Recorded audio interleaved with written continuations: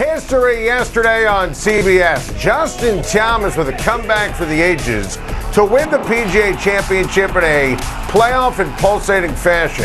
JT started the final round trailing by 7 shots, but Thomas's consistency, patience, talent, unreal poise all on display. Look, we're going to call it a comeback, and also, yikes, a collapse. Poor Mito Pereira. It was his tournament. He melted down. This miss of the birdie putt coming up just millimeters short on 17, and then, the tee shot on 18 using the driver. It went into the creek, turned into a double bogey to drop to -4. It was the first time since Phil in 2006 at Winged Foot that a player lost the lead on the final hole to lose a major. Oh, just awful. Now, give Pereira credit. He explained it all to Amanda Renner on CBS, and he didn't have to talk. And look, credit Thomas. He took advantage of it and had the ability to outduel Will Zalatoris in the playoff. Now, Thomas, of course, the 5th-ranked player in the world. The celebration was just so honest and joyful, hugging and kissing his parents, his fiance, the trophy, even his agent, Mark Steinberg. The dam was back. How about that? For good measure. And the great Jim Nantz, of course, nailed it.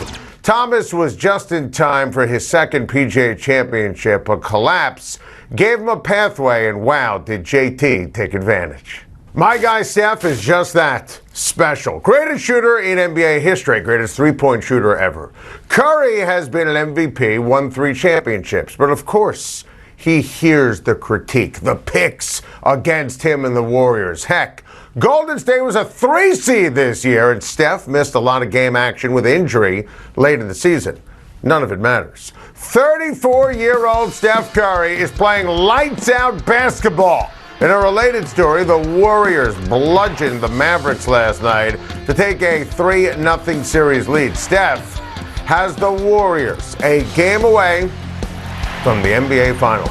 And I would make the case it would be the sweetest trip of them all, taking the Warriors back to the championship round before Kevin Durant got there with the Nets. And it's going to happen, and it's going to be a sweep.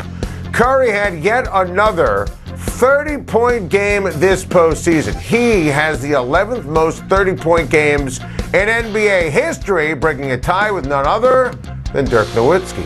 Andrew Wiggins continues to play like a star. Playoff career high in points. And of course, last night, how about it? A monster jam in Luka's face. That was absolutely insane. Bam! Wiggins' numbers are off the charts. The field, even better. You know, people killed the contract and called him a boss after going #1 in Minnesota. That was Minnesota. We first guessed this on Time to Shine. You put a player with that kind of talent, with Curry and the great Steve Kerr and the Warriors culture, of course it's going to work. It's showtime. The Warriors are playing brilliant basketball. The defense is awesome. Looney's doing a great job down low. Clay's making shots. Draymond on defense. It all starts with Curry. You can pick your flavor of the month or week this postseason. You give me Steph Curry. I give Jayson Tatum credit for his accountability postgame because his in-game performance Saturday night was a disaster. 3 made shots, 10 points, turnovers galore, totally unacceptable. And forget the final score, Boston cutting it to 1. Watching the entire game, I never, ever thought Boston was going to get over the hump because Tatum was a double agent. He was atrocious, and it's unacceptable. Miami was up 26 early on, and that was all on Tatum, which leads us to tonight. Honestly, I don't care about the Celtics injury report. I don't care about the Heat injury report. This is all about Tatum. He plays like a star, the Celtics win. We've seen it all postseason. We've seen it all this series. We have seen it at the end of the day all season long. If the Celtics lose tonight, it's tough to see Miami blowing a 3-1 lead. That's where Heat culture comes into play. But I'm staying with Boston. I'm staying with Tatum. I'm staying with my guy Ime Udoka's coaching and the defense and the history of Boston bouncing back and all season long dealing with adversity. I love Tatum. He's only everything. The Celtics should win a title. Not making the finals would be unacceptable. There's no excuse beat Miami tonight, even the series, eventually make the championship.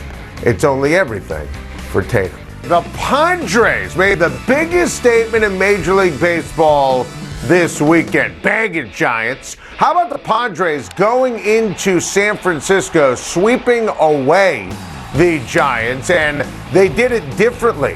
2 comebacks on Friday night. Then on Saturday, they won a pitcher's duel. And then you see the highlights here from yesterday's ball game where they absolutely bludgeoned San Fran. And Manny Machado, he is the NL MVP, and you could easily make the case he's been the best player in baseball to start the season.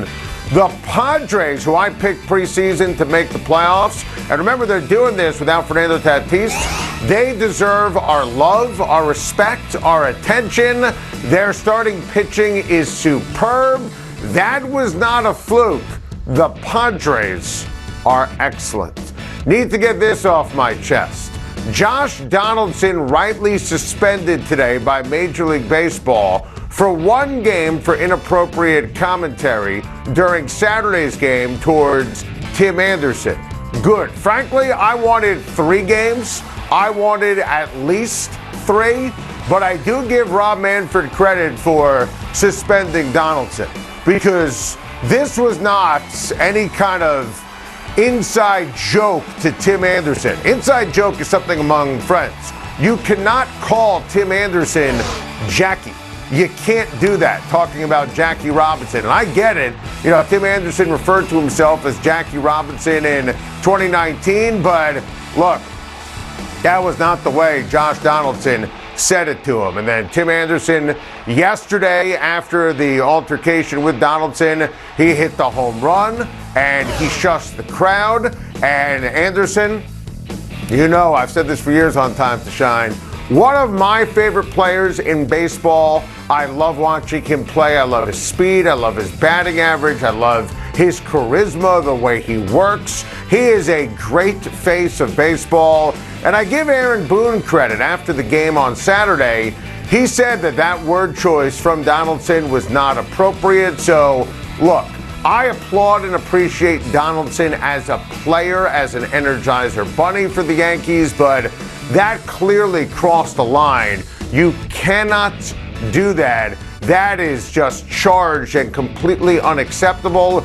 Great job by baseball recognizing this was not just throw a fine at it. This was suspension worthy. Rob Manfred, I am certainly very critical of the commissioner when he gets things wrong, and I'll criticize him all the time on Time to Shine. You had to suspend him. Got it right. Great job by baseball. And everyone with the White Sox, Tony La Russa, Grandal, the catcher, who got in Donaldson's face, and everyone stood up for Anderson. I love to see that. Got to get this off my chest. 49ers superstar tight end George Kittle says it's a toss-up between quarterbacks Jimmy Garoppolo and Trey Lance. And this is exactly why, if San Fran wants Lance to dance, they need to move on from Jimmy G. Seriously. Because I'm telling you, and I've talked to George Kittle, we had Trent Williams on Time to Shine last year, we had Deebo Samuel on Time to Shine last year. You talk to these 49ers players, they will run through a wall for Jimmy Garoppolo. Trey Lance is a ridiculously amazing talent. They gave up all those picks last year in the draft to get up to number 3. The team is loaded. You cannot have Trey Lance with all these weapons on offense, phenomenal line, great defense, Kyle Shanahan, great coach, great coaching staff. You cannot have Trey Lance looking over his shoulder. Once Jimmy G is healthy, ship him to Carolina. Ship him to Carolina for Sam Darnold. Darnold becomes the backup, unequivocally the backup. Trey Lance gets all the reps with the first team, which he's doing right now at San Francisco OTAs, because obviously, as we mentioned, and Garoppolo talked to me about this on my SiriusXM radio show, he had that shoulder surgery. He's not healthy, can't throw the ball, but they in San Francisco need to give Trey Lance the job. Seriously. They made the move, not me. They made the pick. They had other options, other things they could have done. Obviously, they traded all the bushel of picks. Make Trey Lance the starter, and that means you got to get Jimmy Garoppolo off the team. As Jimmy G told me on my radio show, it was awkward last year. Trey Lance's time to shine. Let's go. trade Jimmy Garoppolo, make sure Trey Lance is the guy. Got to get this off my chest. My guy Kyle Lowry was inspiring in his return to the Miami lineup in game number 3.